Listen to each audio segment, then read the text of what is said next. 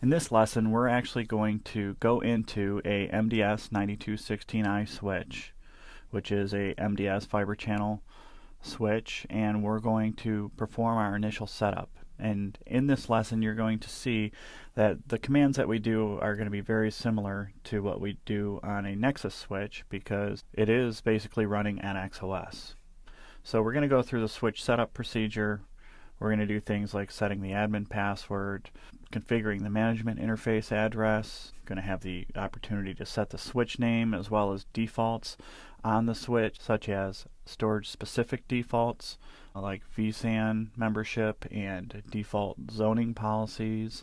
We're going to save those configurations, and then we're going to take a look around the operating system, and we're going to be able to do things similar to what we did in NXOS, such as set the banner message of the day, and show the startup config and the running config, go into config T, maybe do show interfaces brief. We're going to do a couple different show commands, and that should wrap up our lesson. So let's go ahead and go to our terminal emulation program. In this case, it is a program called Secure CRT. If you watched our previous lessons, what we did in this scenario is we actually connected to the switch, and because my switch is already configured, I already have an IP address assigned, I was able to connect over the IP network. If it's a new switch coming out of a box, you would have to use a terminal cable or a console cable over a serial port on your laptop. So I'm going to go ahead and start the setup routine. Like I said, this one's already configured, so normally when you powered it up, it would automatically go into the setup configuration. I'm going to say yes, that I would like to do that. And the first thing it's going to ask me normally is to set the admin password. In this case, there's already an admin password set, so it's not going to ask me to set the admin password. It is going to ask me if I want to enforce my secure password standard, and because this is a lab switch, I'm going to say no. But if you were in a normal production environment, I would highly recommend to use secure passwords. It is also asking me if I'd like to create another login account because my admin account is already configured, to which I'm going to say no. Now, one of the first options, similar to any other NXOS switch, is going to be your SNMP community string. Now, your simple network management protocol string is something that you use to manage the switch via a remote management program like a SolarWinds or a Cisco Works or a Cisco Prime Data Center Network Manager, those types of programs. And usually there's two different strings you can set. There's a read-only string, which I'm not going to set right now. That allows you to see information but not make any changes. And then there's a read-write string, and you can have those set independently of each other, so some folks can have read-write access and some people can only read from the device. I'm going to not configure either of those. I am going to set my switch name to MDS 9216, and then it's going to ask me if I want to configure my out-of-band management.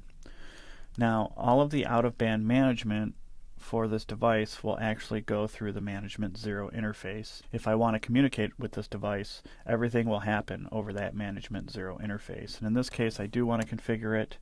I'm going to go ahead and give it a fake IP address of 1.1.1.1. I'm going to set my net mask for my network here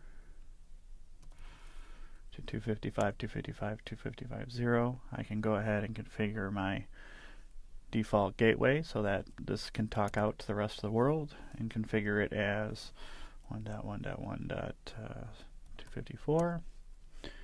Now at this point I could go in and configure some of the advanced TCP/IP options, such as in-band management.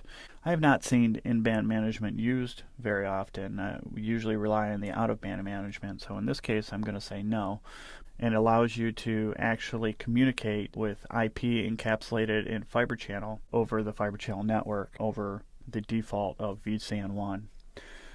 Now it's asking me how I'd like to be able to connect to the switch, and the way I'd like to be able to connect to the switch in most cases is through SSH. It's a very secure way to do that, so I'm going to go ahead and say yes. I need to generate a key for that. I'm going to pick the default, which is RSA and 1024. And then it's asking me if I'd like to enable the Telnet service. And Telnet service is another way that I can connect to the switch. It's less secure and by default is turned off on the NX OS operating system. So I'm going to go ahead and say no because I'd like my communications to be secure. I also have the ability to turn on what we would call a web server, and this web server allows us to manage the MDS switch through a GUI, and in a lot of cases that's the way that SAN administrators are used to managing their SAN environments. So I definitely recommend to keep that on and investigate those tools at a later date. We can configure the clock. In this case I'm going to say no. I can also configure my time zone. I can configure daylight savings time, and then I can also set this to a NTP server or a network time protocol server where I can, instead of individually setting the time on each one of these devices, I can actually pull the time from a centralized resource. In this case I'm going to say no. Now it's asking me what I'd like my default switch interface state to be, whether they're shut down by default or whether they're up by default. In this case, I'm going to say that I'd like them to be down.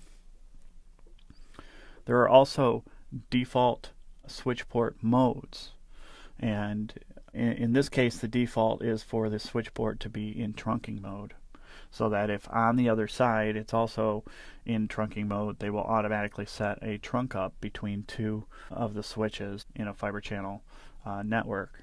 So I'm going to leave that default.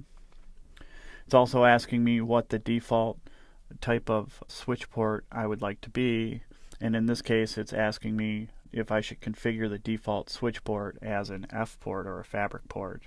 And what this is saying is basically the majority of the devices that are going to be attached to this switch would be nodes or servers and storage. And in some cases that can be a good thing to turn on, for instance, for a edge switch versus a core switch. But in this case I'm going to leave the default to no.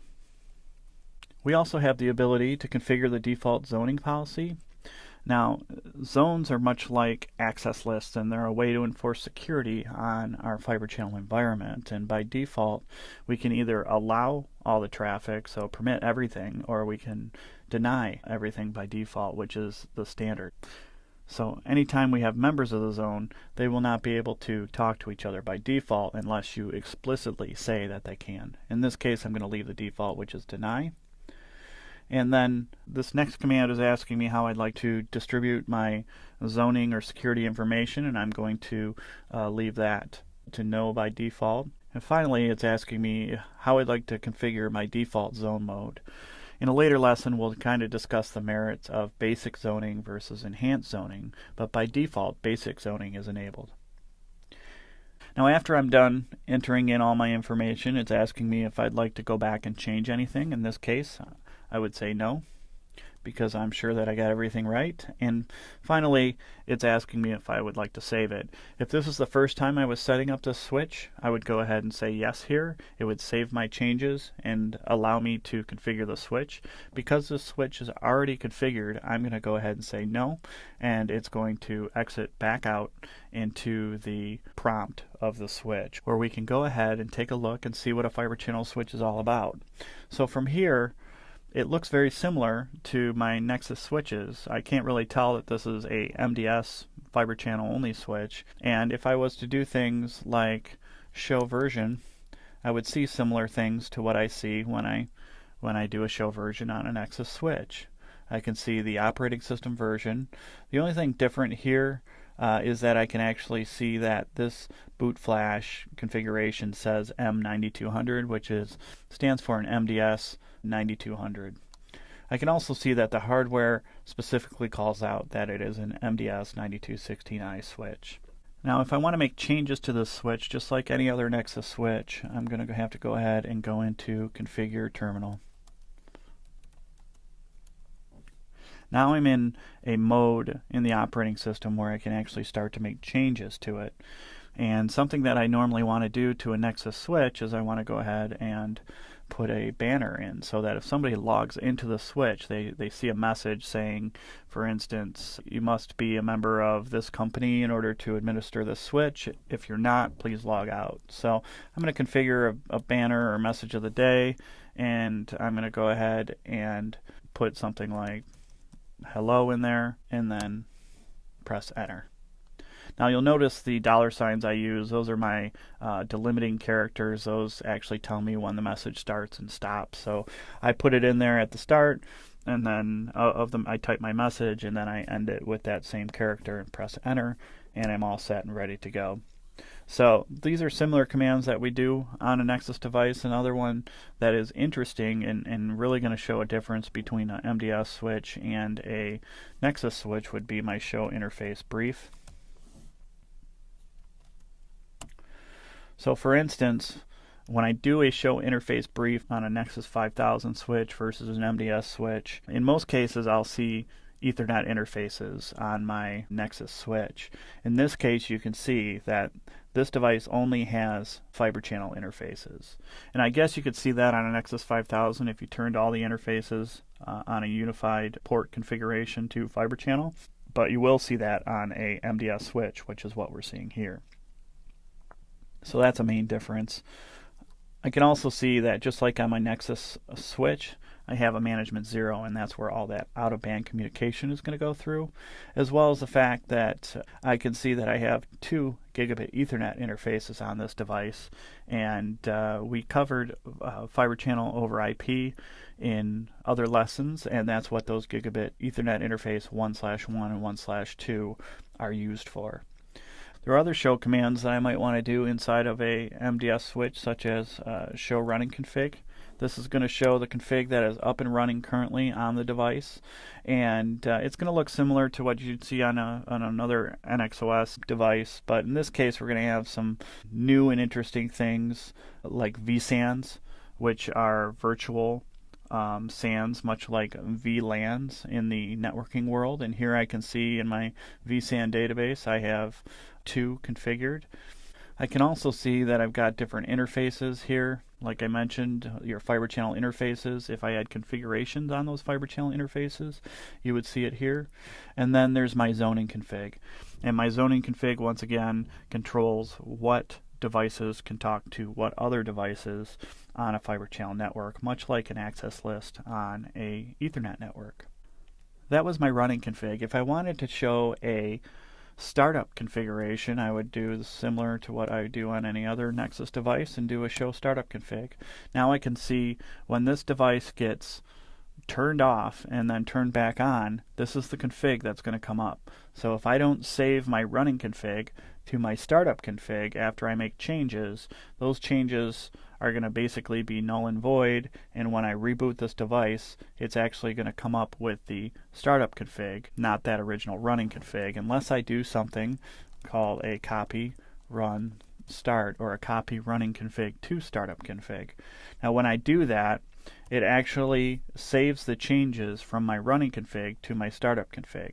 So I want to make sure that I do that often after I make changes to my Nexus operating system devices. So thank you for joining me for this lesson. As you can see, we're just getting started with the MDS configuration. It's very similar and it should feel like home after configuring some Nexus devices. There are some differences with your fiber channel interfaces and your vSAN database and your zone sets, but we're going to go through all those. So please join me for the next lesson, configuring vSANs.